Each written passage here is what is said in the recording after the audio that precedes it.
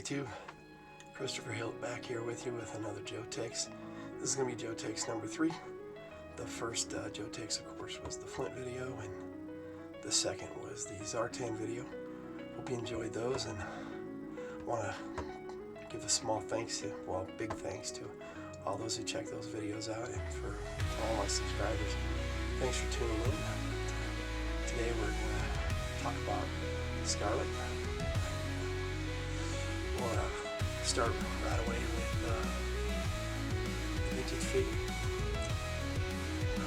This, of course, is the 83 example with the swivel arm battle grip instead of the straight arm, but just like that. But of course, that crossbow is from a battle pack and not the original. But I don't even remember how I acquired this figure when I was a kid. Did a lot of trading and stuff. But that's a pretty good figure. Later on when they did the 25th anniversary, I got the 5-pack with Scarlett and the others in that, but I only ever got one, so I didn't have a carded example. But later on, I did get the carded example of Scarlett as a pilot, and I can get the glare off it. That actually, I always thought she kind of looked like a Neto tool in that picture. I don't know why, but I thought they did a really good job on the artwork. And definitely this figure is really cool. A lot better than what they gave everybody with the new Haslab Sky Striker. I mean, you know, they were going O-ring, but they could have done a better job than that. They basically just stuck her head on an Ace figure. And, then they had those exclusive retro figures, and I managed to get a second Scarlett in the, if I can do this right, the second Scarlett in the retro line, and I thought they did a really outstanding job on that one. I don't know why they canceled the retro line. I don't see why they couldn't do O-rings and modern figures at the same time. They're going to have fans buying G.I. Joes no matter what they do with them. Then that takes us to the classified. Now, I'm going to get to her regular release at the last bit there, but of the action figures. But I did want to check out the movie Scarlett, which was actually pretty good. The head sculpt wasn't bad. Body, it doesn't really matter. The box art was really decent. I mean, I actually kind of really like this portrait of her. And then, of course, she's number 20. But I thought, I don't know why everybody kind of hated on it, but the first release of Scarlett, if I can remember how to do this properly, that portrait, not so bad, not so good. But the side art I thought it was really good. And actually, they didn't do a bad job on this figure. And of course, she was number 5 in the series, in the first wave actually of the classified series. But I mean, she looks fairly close to her original vintage figure. I mean, it's not perfect, but you know, what are you gonna do? It's Hasbro. They don't do a lot of things perfect nowadays, but they did okay. The crossbow was interesting. Sometimes it's a pain in the butt to get this crossbow set up to where it doesn't pop off all the time. And I don't know what happened to the knife that she had, the little knife. It wasn't in the box when I opened it up today. I don't know what the heck happened to that. But yeah, this is a pretty good example of a Scarlett figure. Now, naturally, they're probably going to come out with a more vintage-based version of in the classified series, but with all that taken care of, in the cartoon, Scarlett had a lot of prominent episodes. I especially like the one where she was in Cobra Stops the World, and she took on a whole house full of Cobra troopers, and it culminated in her taking on a Cobra officer, and that was really fun. But my favorite scene in the cartoon was in the Menace of the Mass Device, where Snake Eyes sacrificed himself to save her snow job and Flash, and she had that really touching scene there that makes more sense once you look at the comic books. I think she was in all the way back in issue 1, and they didn't really say that even then that Snake Eyes and Scarlett were a couple in the comics, but this is her video, so we're not gonna talk too much about the big guy, but the big silent masked man. Where I see her in the structure of the G.I. Joe leadership. Originally she was just a sergeant, but even in G.I. Joe #1, she led that mission in the bonus storyline in the back of issue 1, Hot Potato, which that was kind of cool. She was always meant to be a G.I. Joe leader, and naturally Larry Hama, she was his favorite character to write. So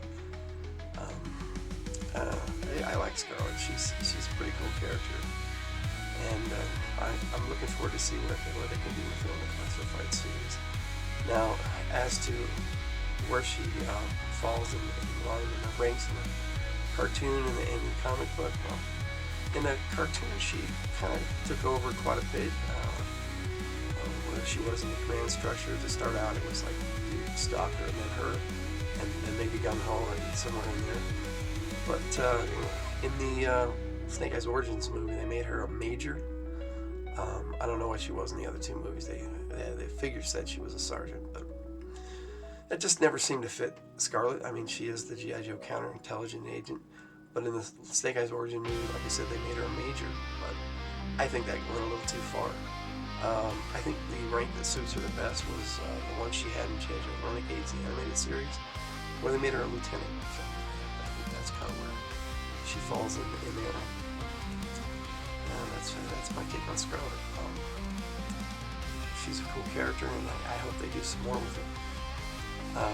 Now, I need to talk a little something about the way my videos are going. I had no real idea what I was going to do when I made the Flint video. Heck, I didn't even know I was going to call them G.I. Joe takes until at the end of the Flint video, when I said that's my take on Flint. But so I started calling them Joe takes, and I kind of like that. So we'll run with that. I think what we're going to do with these videos is I'm going to do one each week. I'm going to do a G.I. Joe 1 week and a Cobra the next, at least one of doing them. I'm going to take breaks here and there, and we'll see. Thanks for watching. Logan out. Red hair burning with desire, fist fighting through the fire. Snipe shot clear my mind. Scarlett stands, she's one of a kind. So sweet, martial arts, she's quite keen. Sniper scope right on scene. Enemies falling at her feet. She's got the power and can't be beat down. Oh,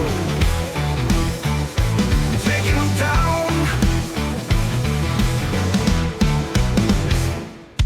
Snake Eyes by her side. They fight, they never hide. Among the Joes, they are quite great. Facing battles, bold they stay. JoJo!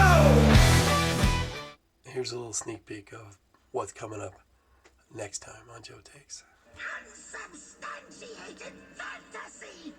Lies! Lies! Lies! Maybe you can figure that one out.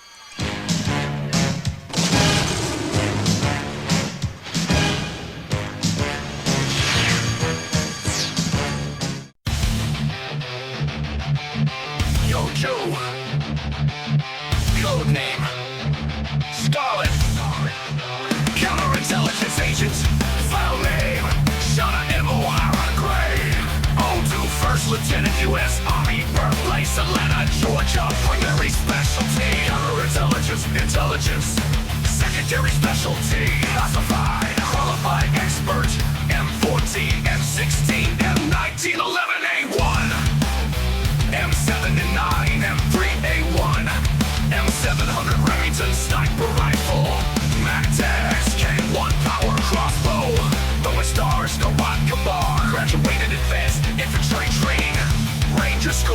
Officer Candidate School. Special Education Covert Op School. Marine Sniper School. Special Air Service School. Marine Taekwondo Symposium. Preferred Weapon Crossbow. Scarlett began her training in the martial arts at age 9 and was awarded a black belt at age 15. Scarlett's father and 3 brothers were martial arts instructors. She was not only physically ahead of her time, but mentally as well. She graduated summa cum laude from 2 Ivy League universities and went on to excel in training courses at all 4 branches of the armed forces. Cobra often mistakes her for just a pretty face, rather than one of the G.I. Joe's elite, which makes her perfect for undercover missions. She is a great friend to each of the Joes, especially Snake Eyes, and a deadly enemy to Cobra. Scarlett was one of the first female members of the G.I. Joe team. She is as beautiful as she is deadly. Scarlett has continued her training in several other martial arts. Her skills and intelligence gatherings are top-notch. An expert undercover operative, she has gone up against the best Cobra had to offer. They never knew she was there. When the government closed down the G.I. Joe program, she considered it a chance to make up for her strained working relationship with Snake Eyes, taking up residence with him in his mountain cabin. The time off helped them heal their battle-scarred hearts and ultimately form a much stronger bond. In her spare time, Scarlett began teaching women self-defense seminars at various universities. She received word of the reorganization of the G.I. Joe team members and returned with her partner. From General Hawk's file, I call it a blessing to have Scarlett on the team. She's tough, smart, reliable, and okay, beautiful. She keeps the team in line and the enemy on their toes. I value her skills as both a martial artist and undercover operative. Snake Eyes and she have been through a lot. They work well as a team, on and off the battlefield. I'd put her up against the best Cobra has to offer and sleep well at night, knowing she will return. Mission accomplished. Scarlett is confident and resilient. It's remarkable that a person so deadly can still retain a sense of humor. Beauty may be only skin deep, but lethal goes to the bone.